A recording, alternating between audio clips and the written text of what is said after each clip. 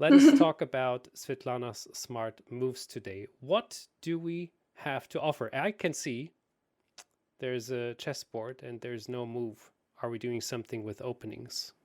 Yeah, today's topic will be opening traps.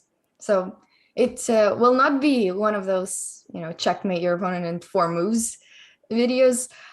Those usually give a move order that never happens. So I tried to compile a few different openings, which I consider more or less tricky. So Excellent. that's my favorite. Looking super forward to this because I think I bought I did never have many chess books, but the couple of ones I had were opening tricks and traps. And they Yeah, if you put them into the computer and re-evaluate the positions, they were often very wrong. But right. probably at one point those like there's this author of the book and then they go like, okay, I just have like 13 traps. I have to really get something going. And then they just put in a lot of other traps, even if they're not working that well. But yeah. Okay. Yeah, so the ones that I will show and the ones that like I would actually play is usually are the ones that are more or less sound otherwise, so you wouldn't have to risk much. Good. So that's why I probably should call them more tricky openings rather than traps themselves, because they are fine on their own, but they do have tricky elements to them and make it hard for the opponent to play. Excellent. So the first one I will show is called the Cambridge Springs variation. Have you heard of it before? I did. So I used to play this one a lot and it has worked out very well for me. So it is a weapon against the Queen's Gambit, and you will play the Queen's Gambit declined with, you can start with knight f6 move order. You can start with a c6 move order. You can start with a few different move orders, but you're going to end up playing knight f6. And this one will work on if white plays the bishop g5 setup, which is common. Which is what most Queen's Gambit players do anyways. So bishop g5, now you're going to play knight bd7. It actually, if you want to have another additional trick, then you should start with this move order, because there's one more here. So this is kind of the first trick. So can you calculate what will happen to white if they take the pawn on d5? Yes. So once the pawn is taken on d5, we take back. And if white is playing the wrong move, that is taking on d5, because now we have this beautiful trick taking on d5 as well. And if white thinks like, oh, wow, that is such an amateur player, I'll just take the queen. Well, we get an advantage because we can give a check on b4. And only the queen can move in between. So we will win one whole piece like this.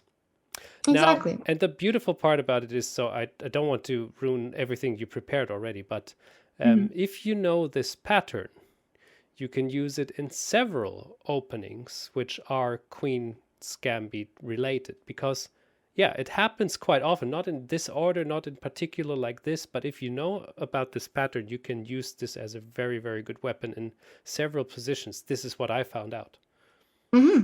Yeah, and it doesn't even have to be the Queen's Gambit type of positions. It can happen in other openings too that have similar tactics. So yeah, it's more of a tactical idea to remember, and it can appear a lot in different openings. So the rest of this is just one trick that can happen when you pass by this position. That's not the main point of the Cambridge Springs variations. So that's what I like about these kinds of openings, is that you just let the opponent have the opportunity to trap themselves. But if they don't, that is also completely fine. So a normal move would be to play simply knight f3 and continue development. Now we play c6. So this is the regular Queen's Gambit declined setup for black with a very strong center. And here, after e3, which is pretty much the only thing that super common, white will do, you will play queen to a5. Now, does this move look familiar to you? It does. The next trap is kind of on the board already, because the queen is looking slowly but surely looking at the bishop to on g5. Right. The two ideas of this move are to pin the c3 knight and to kind of look at this bishop on g5. So if you had this happen to you, what would you play for white? I wonder if you would actually fall for the trick or find the best move. Yeah, that's a very good question. By the way, for you at home, if you have just discovered us on YouTube, it happens more and more often. I have to point out that in the description, there's a link to the ChessBase news article where you can see all those games and all those openings which we're talking about on the board. You can copy and paste it. You can download it as a PGN. You can put it in your ChessBase repertoire if you are quite new to the game and you like to play the Queen's Gambit or against the Queen's Gambit. This is a nice opportunity for you to check all of this out. So, and the point I wanted to make is that if you want to think for yourself every time when Svitlana asks what would you play, you can always stop the video and think for yourself before we give the solution to you. Usually Arne thinks enough that there is a lot of time. Hey, wait a second. Unfortunately, that is very true. Good. You don't have to pause the video ever. No, it's so what can white do? So the trick is, I think one of the most played moves might be queen c2 or b3. And Right. this queen b3, right? Queen b3, queen c2, queen b3, yeah. Yeah, queen c2 I've seen a lot for sure. Queen c2. Now I will play knight e4. What will you do here? I guess now it is time to move back the bishop to f4. Okay, so that actually, I would be happy to see this move from as black, because you played two moves with the bishop g5 and bishop f4 in the opening, which is nice because it gives me kind of an extra move. And I would probably just continue with my bishop b4. Getting more pressure there, yeah. Yeah, pressuring your knight. And yeah, there is no real compensation. The knight on e4 is beautifully placed, hard to get rid of. Okay. It's not just that, it's how are you going to save the pawn? I thought about rook c1 right now. There is rook c1, but I can still win a pawn. Do you see how? On a2, right? Yep. Okay. And that is one of the tricks here. So you actually did arrive at one of the tricks. Fell in it. By playing some very normal moves.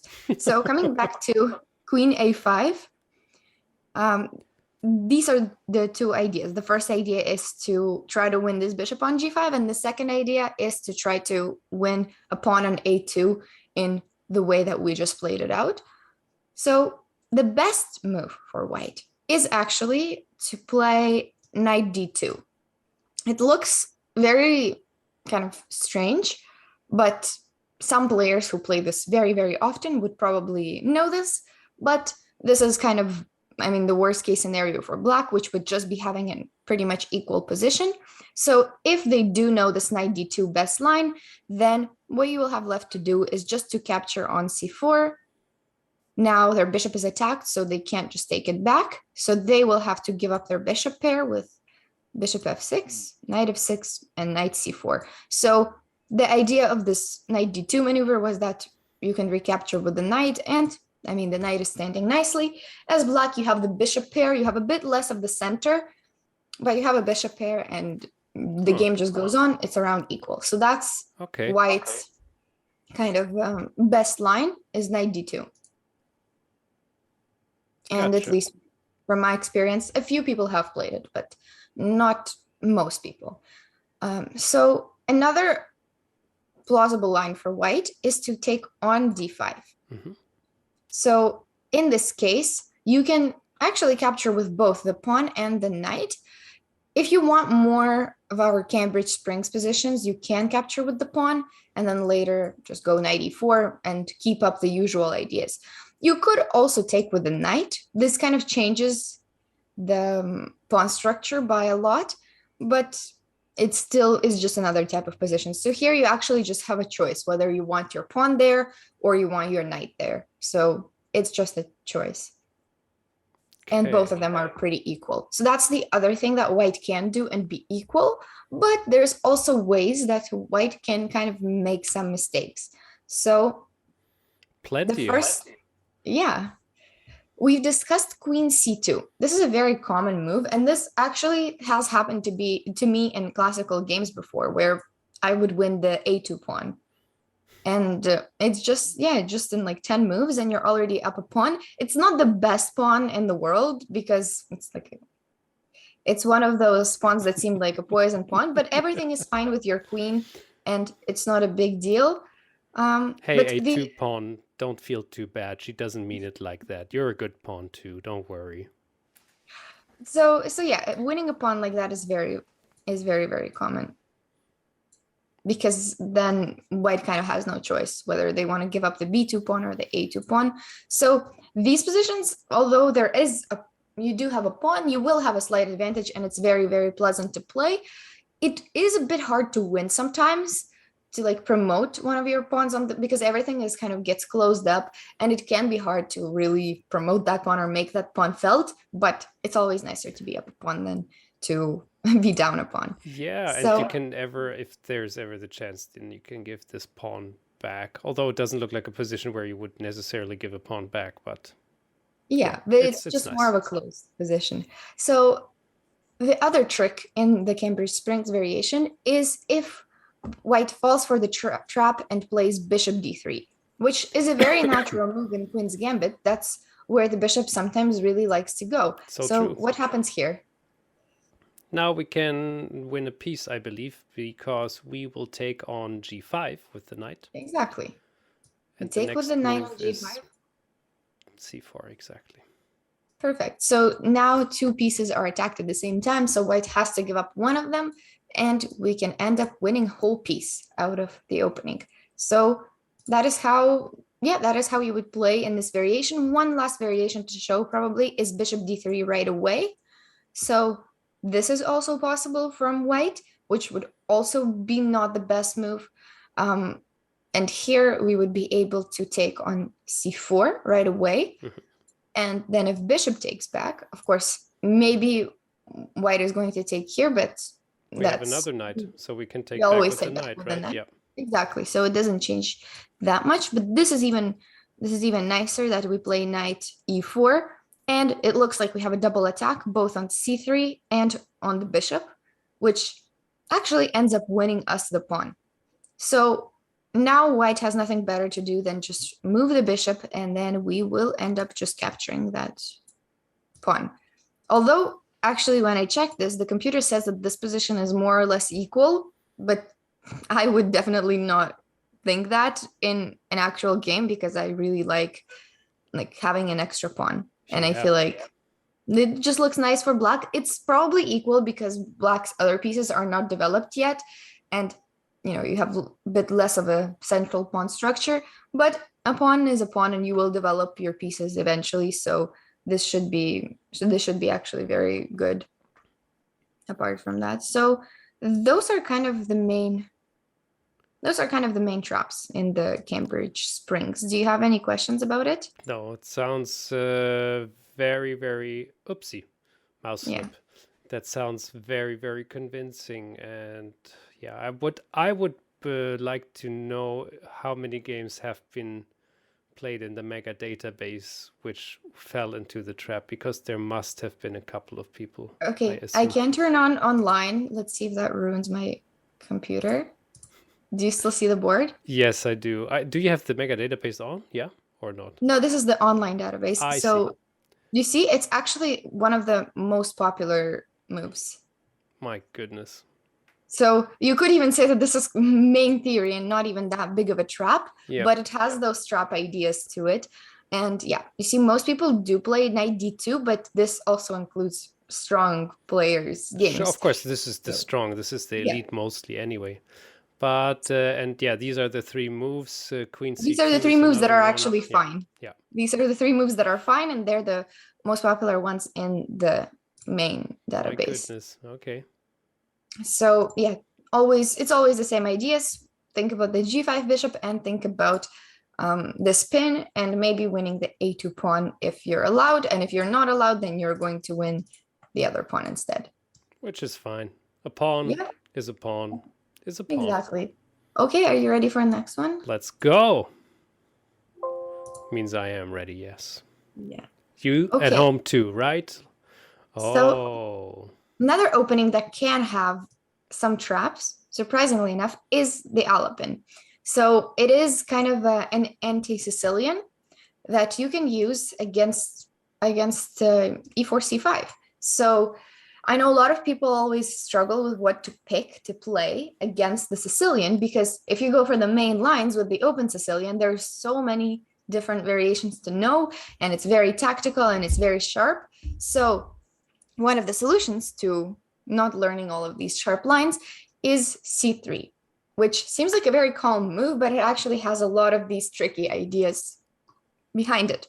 So I'll show you a tricky line in two of the variations. Of course, black can play a lot of other things and there's nuances there as well, but these are more or less traps that exist here. So if black plays d5, which is one of the most popular moves here, one of the tricky ideas that you will have, you will of course capture it, play d4.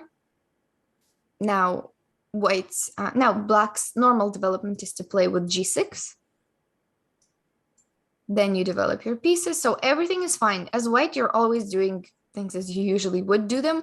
And now you have an isolated pawn, happens a lot in the alapan, but we've talked about these type of positions before. They have their own advantages and disadvantages.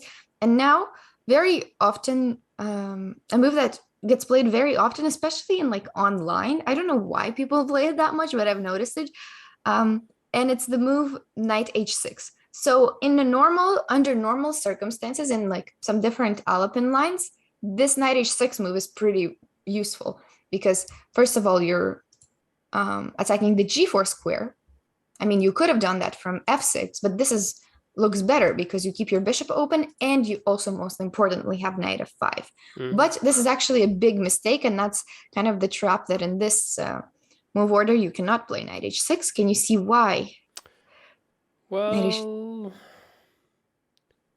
no. It's a very sneaky move from white. Not like sneaky, but it's something you don't notice right away. But we can win. Oh, I see it. Thank you. Yeah, I see it. Only I see things like this, I guess, a bit quicker because I am, as I already mentioned, an opening trap fan. And then there's those patterns which you will always remember at one point. Also, you gave me the hint. It's queen to c1. Exactly. So both the knight on h6 and the bishop on c8 are attacked, which will mean that one of them gets lost. And there's no defense. So that's one of the traps. Of course, black doesn't have to play knight h6, but it's a common move in these structures. And some opponents might play this, especially in some fast time controls. Now, another alapan trap that I can show is in the d6 line. So sometimes people also choose to play with d6, which makes sense because they might want to transpose to their either Najdorf or dragon setups. So they just play it like that to get to their regular pawn structures. Knight f6 here, bishop d3. So this is some moves that can happen. So this one might not, it doesn't happen as often as the other one I showed, but you'll see why. It's nice because it's similar to the idea that we've already seen before. So now we're going to play d5 as white. And where do you think black's knight should go? Well, definitely not to e5 because then we have the very, very similar structure from before. That's the trap. So honestly, anywhere else the knight goes is also pretty bad. Like wherever it goes, I mean, we're just going to get the bishop pair and be happy with extra development and more space. But knight e5 is one of those mistakes that gets followed up by knight e5, as you said. Bishop takes d1. So we sacrifice a queen, similar to the first example that I showed, bishop b5, and knight d7. So here it's kind of important. Which piece do you capture with? Obviously, we have to catch her with the bishop. Give the Yeah, check. right. If So we, yeah, don't capture with a knight, because there's an looks tempting. there's an escape from black, which would be queen a5. So capturing with a bishop is of course more forcing and better. And the point of this tactic is that it looks like the knight will be trapped here. So you could, for example, say, okay, I'll just move the bishop and the knight is trapped. But that's not true, because the knight can take on f8, which makes white have an extra piece in the end. So it's actually a pretty long tactical idea. So yeah, bishop can leave and we will just take the other bishop. And if we do the counting, then we see there's a piece more for white. Exactly. Yeah. So these were just a few in the alapan. The alapan is actually a huge opening and there's a lot more to it. But these were some of the easier tactics that exist here. So the next one is going to be in another line. It's going to be in e4, e5. So do you have any weapons on in e4, e5 as white? Thousands. What do you prefer? Thousands. There's only one right move when you're talking to me.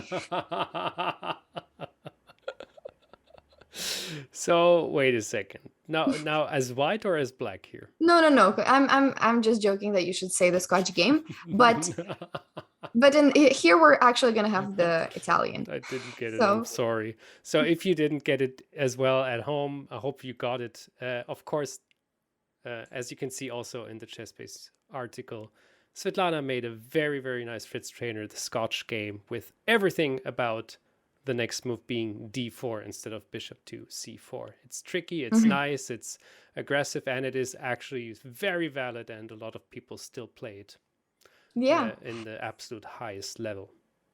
So this example will not be in the Scotch, it will be in the two knights. So whenever you play the Italian, there's essentially two replies from black that you have to think about. It's bishop c5, which would be the regular Italian positions, and knight f6. Both are, I don't know, around equally popular. And on this knight f6 line, there is a pretty aggressive line to play for white. I'm not sure if you've seen it before, but there is this move, knight g5. Well, because you don't play e4, e5. But our cats play the fried liver very often. Yes, makes sense. So knight g5 is one of those tricky and very tactical moves. And I do recommend to play it if you kind of learn this variation perfectly, then it is very nice. It's very risky for both sides, but it's nice. So now black only has one defense. Do you know what it is? Yes, it's but before I say this is the thing which you're pointing just out, which is so true. If you go through the theory, which is actually plenty, and if you know this by heart, it's like a little test. If you have an equally strong player, do they know what to play? And you're having the mouse on the right piece already. It has to be d5. It has to be d5, and that's the only way to defend the attack on f6. And that makes it tricky if there's an only move, like only a good move. The other tricky part is here for black, because here's the thing. Actually, back when I just started to play chess, I was playing e4, e5 for some reason. I don't remember why, but I was playing this, and someone played this knight g5 against me. And it was the first time I saw that. I didn't really know much chess. I was playing some scholastics, like school tournament back in Ukraine. And someone played this, and then here, of course, I found d5 because I had no choice to find it. And then here I played just knight d5. And that actually is the trap that they want you to fall for. Yeah. And I lost that game eventually. I mean, it didn't matter. It was some random school tournament. But since then, I remembered this very well. Yes. These are those memorable things you will never ever forget in your life. I've mentioned it a couple of times already on several shows, how I lost my second game in 7 moves because I fell into this beautiful trap. I forgot the name. I forget the name all the times. But yeah, then you will know this, and you will study this hard. Yeah. So here, of course, the trap is knight f7. And I will continue with that line, but I actually want to show you what black normally does. What's the good move here? And it is knight a5, which I guess is not that easy if it's your first time seeing this as black. But of course, most e4, e5 players will probably get to know this eventually. So the lines go like this: bishop b5, pawn takes. So black sacrifices a pawn, but these are all of the main lines. There's either bishop d3 here or queen f3, which, I mean, both are pretty sharp, and there's a lot to know there, but you kind of have the choice between the two. But that's for the main lines that you can look at if you do plan on playing this knight g5 line.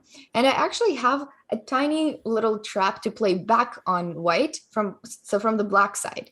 So there's a bit of a tricky move here, which looks really crazy at first, but it is b5. Yes, that's like a counter evens gambit in but it's in a different position. Yeah, that's a counter kind of gambit. It's not as sound kind of as the other one, but here try to think, what is the best move for white? Well, that is interesting. I believe it has to be, I guess you have to take the knight after all to get into, and not to fall into the temptation to going to b3, for example, because I'm not sure. This is fine. Then we take back, and this position is pretty decent, pretty good. That it is, we will get back the pawn on c6 most likely, so there's a lot of ways to attack it. And yeah, this position should be fine. That's not one of our concerns really, as black when we play this b5 move. So the idea is that, so the white's absolute best move, the one that would give them an advantage, is actually, I think, is impossible to find if you've never seen it before, but it is bishop f1. That's white's best move. And the idea is that if black captures the pawn here, then there is knight c3. And the idea is that this bishop defends the g2 pawn, and then we can also win this pawn back. My goodness. So it's super deep. It's actually pretty simple once you see it, but it's kind of really hard to see it. So in case you play this as black and white does somehow find this bishop f1 move, now in this case you would capture back with the knight, so that you open up the attack on the knight, and you end up making this pawn sacrifice, which, to be fair, you would make this pawn sacrifice in the main lines anyway. So you make this pawn sacrifice, and you have your bishop diagonal, you have better development, and it's very easy for black to go wrong. I mean, if they just make some wrong knight retreat, you can already be better. So that's kind of, so bishop f1 is the only problem with this move, but it's like 0.6, 0.8 around. So it's not like losing. It's just slightly better because white gets that pawn after all. So I really like this b5 trap, because if they capture on b5 right away, then you play queen d5, and you have, the position should still be equal, but you have the initiative here on the g2 square, and you can build. So first of all, the bishop is attacked, so they have to take, and I think you build up this super nice, you can kick the knight whenever you... That's going to be a strong attack to defend, Yeah, you build this up. So to be fair, you're down a pawn, but to me, this is not even a serious pawn to consider, because you have a really nice battery here with the bishop and queen. You have the bishop pair. You can castle on different sides of the board if you want to start an attack. So that kind of thing would be equal, and that's the point of this b5 move. I don't know who will find bishop f1, but if they do, you just take on b5. Now they will, because everybody's watching Svitlana Smart Moves, luckily. So yeah, that's kind of a counter trap that you can use from the black side, which is also nice. But the main trap that I wanted to show was from the white side. So what happens if your opponent actually takes that pawn on d5, which seems like a very natural move, but it is actually wrong. So knight f7, we said. And now as a child or as a young one, when I saw this, I thought like, oh, we're winning a piece back already like this. But that's not the case. It takes much more time. It does take time, and you actually might not get a piece ever. You're probably going to get it in some form of like more pawns or like even some checkmate ideas. So what do you do in such situations when let's say you have this position as white? How should you act? You would try to get all the pieces involved into this king attack, and yeah. Exactly. And you try to do it very, very quickly because your type of advantage is temporary. Yeah. You're down a piece for an attack that you started, but the attack will not last forever if you don't do something about it. So you cannot be playing some calm moves like, I don't know, a3 somewhere. So yeah. So it's going to be knight c3 is looking very much as if it's exactly the complete theoretical fallout. Asking to be played. Then black, the good thing about this is that black has pretty much only replies. They have only a few replies. So knight can go to b4, which is a pretty threatening move in itself. So here, what does white do? How did this go? It's been a while. I think poof. Oh, so many options. How did this go again? Was it just castling? It is just castling. Yeah. It's exactly what you said about the quick development and bringing all pieces into the game. You don't care about the c2 pawn. Of course, you would not want it to be with check and all of this. So yeah, you shouldn't want to like allow some knight c2 because that comes with check. And well, at this point, you're giving a bit too much material. So castles is perfect. I would, to be honest, I wouldn't be so sure if that would be another very good sacrifice of white, because now we have 3 pieces on d5. So yeah, I'm just thinking like. I mean, you can like win this back, but why would you sacrifice a rook when you didn't have to? But actually, that's the rule you'll live by. You would always sacrifice a rook when you didn't have to. But it's a very good chess anecdote. Yeah. So the normal way to play this would be to just castle. Now, pretty much black has to play c6, or else we're going to take the knight and take on d5. So they have to play this. And now your next move would be which? I believe we can.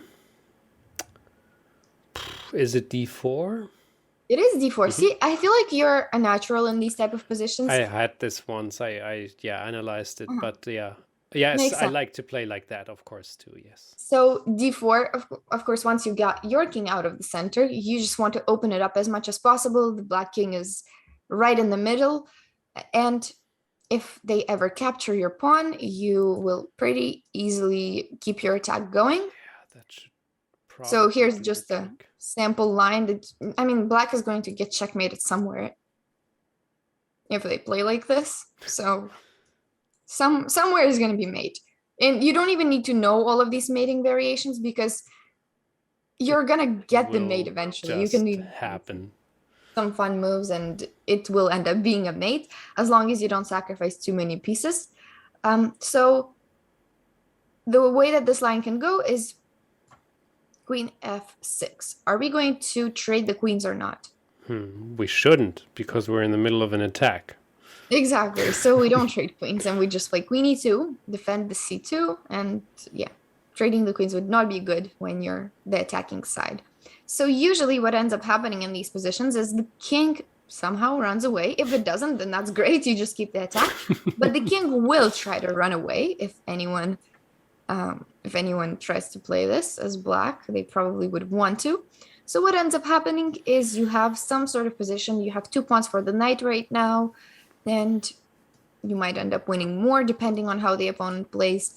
But just as an example, you can end up having something like this, square, you still have an attacking position. You have your 2 extra pawns. You have the pawns threatening on f5, e6, and you just restrict opponents. Yeah, you just restrict opponent's play. White would be slightly to clearly better, but never black is going to play perfectly. And this in itself is already gives white an advantage, this whole knight of 7 trap. So it's kind of useful to know these key attacking moves like castles, like d4, because they help you get your pieces into the game more. But from then on, you just kind of calculate, and you end up getting those really nice attacking positions, which I think most people would enjoy playing more from the white's side. So is there anything else you wanted to ask about this, or could we move on to the last opening? No, I think that is very, very clear. We can check out the last opening, unfortunately. Okay. So actually, I really wanted to show the Scandinavian, the Knight of 6 Scandinavian, because that's one of those tricky openings. Yeah. That I also play myself, but then I remembered we already have a video on it.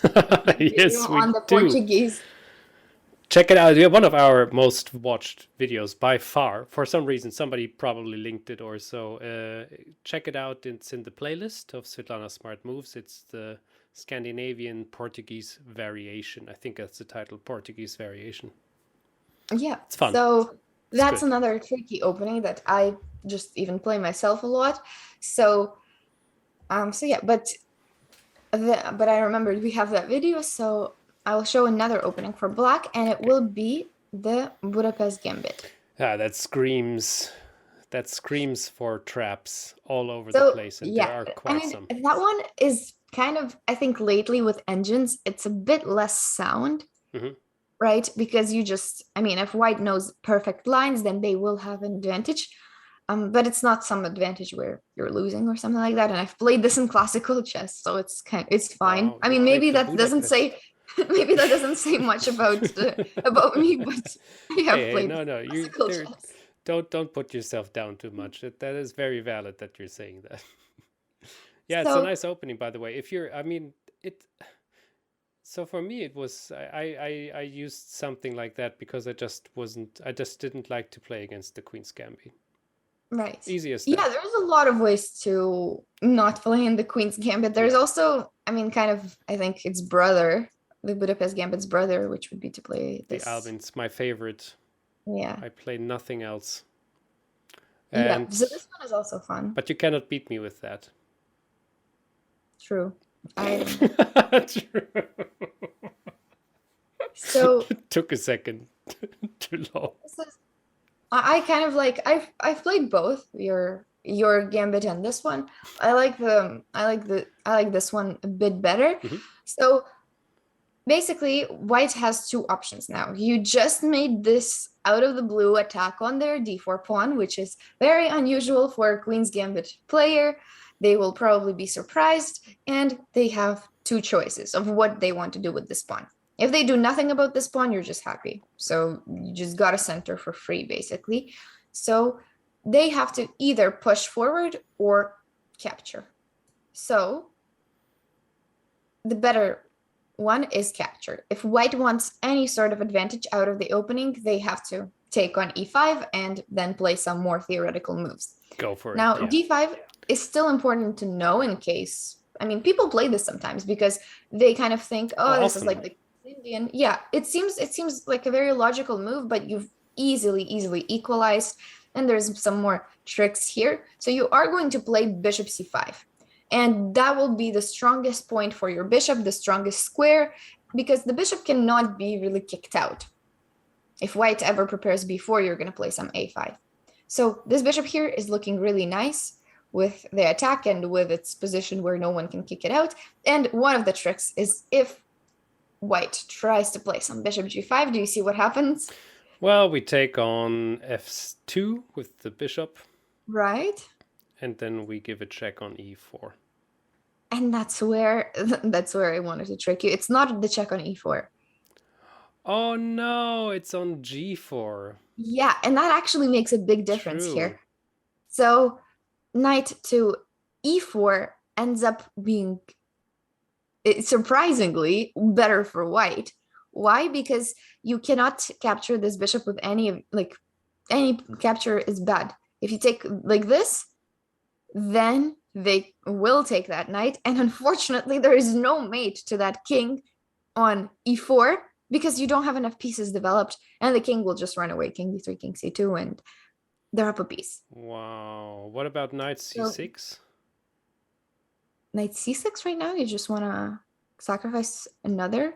And so I guess taking is not great. I mean, the computer shows that it's not great to take. Maybe it wants knight f3, knight c3. Maybe it wants to run away. It wants to run away. It wants to run away. Yeah, that's a good counter. Okay, good, fair enough. And the knight cannot if the knight recaptures, then h4, and suddenly it's trapped. So that's how you can try to trick the opponent and then end up tricking yourself, and you end up not winning. Terrible. So this would be a mistake, and knight g4 though solves it all, and you do end up having a winning position and an extra pawn very, very easily. The king cannot get out on e3. That's of course the important thing. Also, by the way, don't try this at home, and it is stupid and it has no meaning at all. But if you play bullet, you can also just move the knight to e4. Then if white is quickly taking the queen, it's checkmate very easily. But yeah. You mean this one here? Yeah, exactly. But of course, this is a legit line too. But this is a legit line. Okay. Yeah, this is legit. You just don't win a pawn, but you still have a nice position because they have. My goodness, yeah. It looks like one again, but then there's this knight move to f3, which is disrupting too much. They don't have time. Yeah, you cannot take it. But it's really, my goodness, queen to f6, yeah, okay. Well, it's definitely not a disadvantage. You thought it was a bullet trick, but it's actually a legit line too. Yeah, fair enough. So it's not even a trick. Yeah, but bishop f2 is just more forcing, it's better. Yeah. Yes. So that's what happens when they play d5. Okay, obviously they don't have to go bishop g5, but if anything, you still have your attacks on the pawn on f2, you still have easy castling and just nice piece development. True. Very easily. So this d5 line is very easy to play against. Super simple. You don't really need to know much theory there. What you do need to know is the recapture, which is the main line and which is what could give white the advantage. And now there's a few ways. There's either a knight e4 or a knight g4. So I like the knight g4 line. I think it's more popular. And here's where some of the tricks will start. So we are attacking the pawn on e5. And of course, whoever plays white will be greedy and will want to defend it. If they don't defend it, you just equalize super simply because you take the pawn back and you're not risking anything anymore. So that would be nice too, and it's fine if they don't defend it, but they probably will because everyone wants to keep their extra pawn. The two ways to defend it are either bishop f4 or knight f3. And there is quite a difference between the two.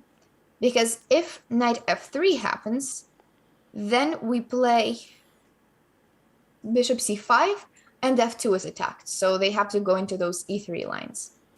On the other hand, if they play bishop f4,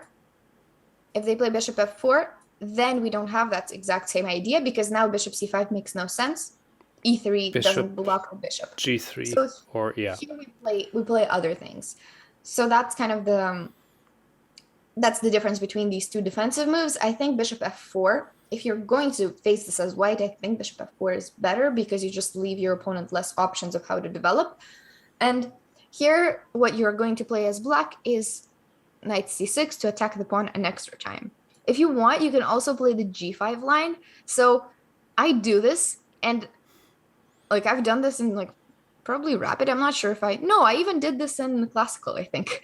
But the thing is, it's actually a fairly bad line, objectively, of course. And I've tried to make it work. I've tried to make it work so hard. And I know that feeling. but it just doesn't, it's not as great. It's not as great as some of the main lines, but it looks nice. In some blitz and some rapid for sure. Like it's not even a big deal. But yeah, G5 also exists, and then you can have some nice ideas with developing the bishop, and then you have some play on the long diagonal. So these moves are nice, but they're just, the line itself, if you put it on the computer, it will probably yell at you. So I think knight c6 is probably the safer bet. And this is going to, it's going to transpose to one of the lines that I will show. So yeah, then it goes into this position. And this position can also happen out of knight f3 if you don't play this bishop c5 move and you play knight c6 instead. So you can get this through multiple transpositions, but anyway, we were at this position. So here we give a check on b4. It makes no sense to play bishop c5 now because there's a simple e3 defense and the bishop is out. So we're going to give this check. Now, how will white defend? Would you, as white, would you play knight d2 or knight c3? Always knight c3 because okay. d2 is so often a recipe for trouble, in my opinion. So from what I learned, but in some cases it's better. But here I would also just go for c3.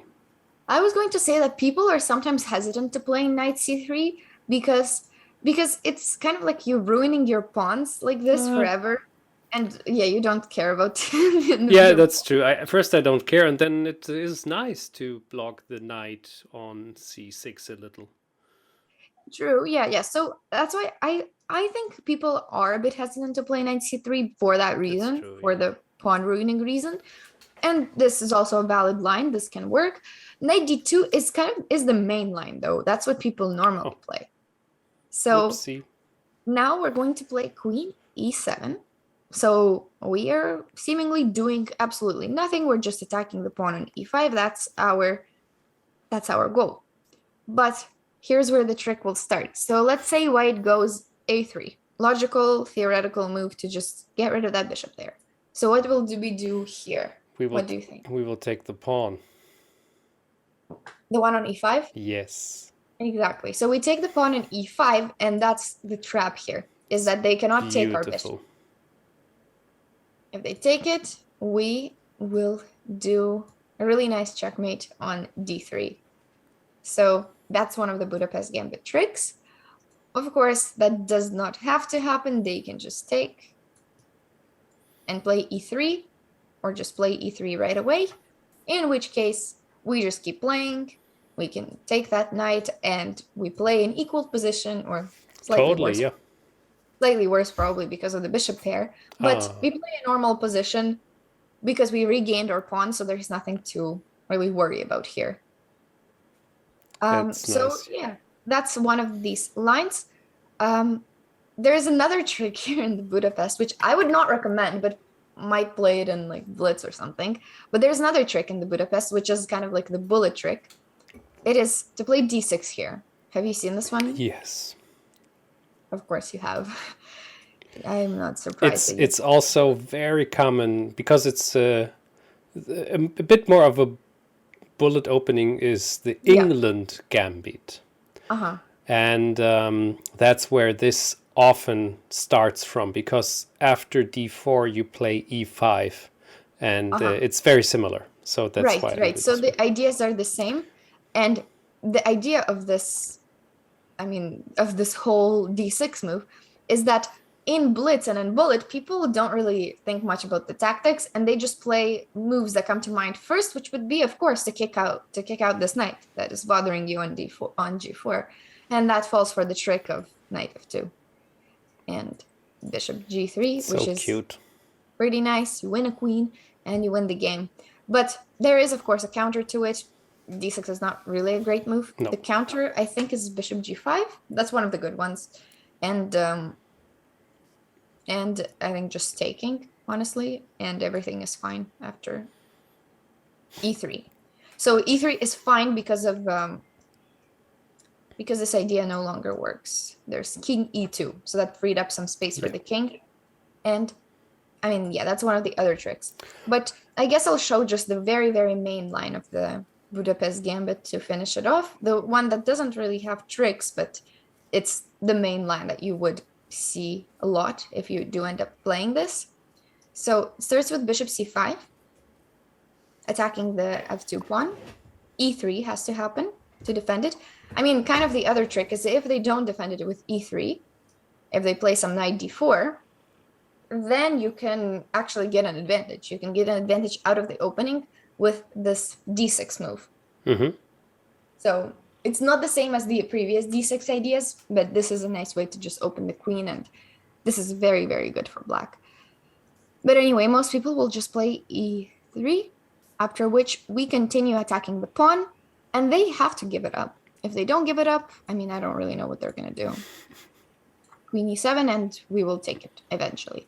So the Budapest gambit is actually not that big of a gambit in reality, because you get your pawn back pretty much everywhere. But you have to learn it. That's the thing, which is probably stalling a lot of people to go a bit deeper into this. But if you know it, then it is quite nice, actually. Yeah. Yeah.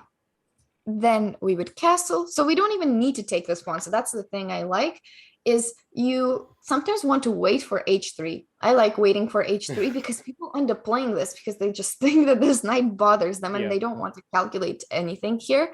So they just play h3, which, I mean, you're happy about. You just take the pawn. You made them waste tempo on h3.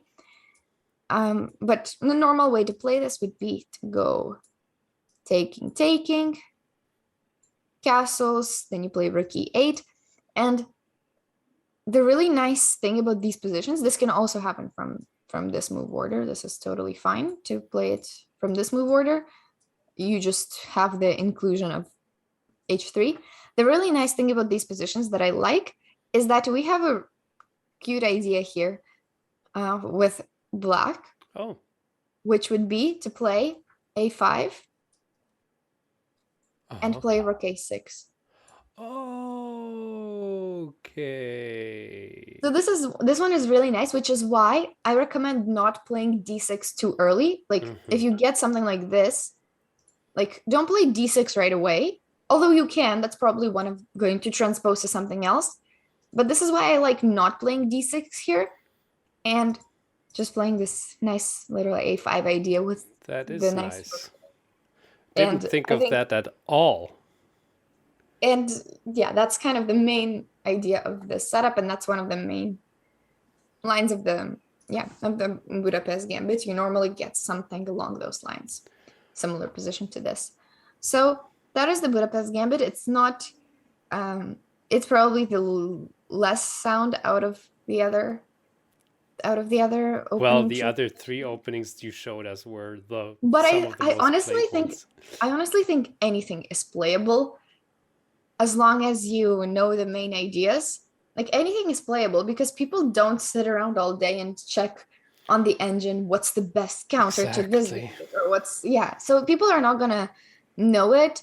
And I mean, if someone does know it, that's a like 1 in 15 or 1 in 20 games where someone does know the best reputation. But that doesn't even mean you lose. That just means somewhere you will have a worse position, somewhere you might have down a pawn, but as it is in chess anyway. At one point, that doesn't mean the end of the game. So I really like playing some of these tricky lines, and there's of course many more. There's the Portuguese, and there's many other tricky lines. Oh yes, there is. Yeah, one of my favorite themes. I enjoyed this Svitlana Smart Moves episode a lot. Of course, it's nice to look at all those traps. It is fun to find them out, and I don't know why I like them so much. Probably because I'm I don't know. I think it is kind of a little bit of an art or something beautiful. I think I like the romantic chess so much. I read it makes sense. I think this way to win, like a way to win out of like a trap, just feels so much better than like when it is when you just go like, okay, I give up, you have a pawn more. Yeah, I don't know, but for others not. So yeah. Okay, everybody, thanks for watching. I hope you enjoyed it as much as I did. We see each other soon enough. Have a lovely day. Bye-bye.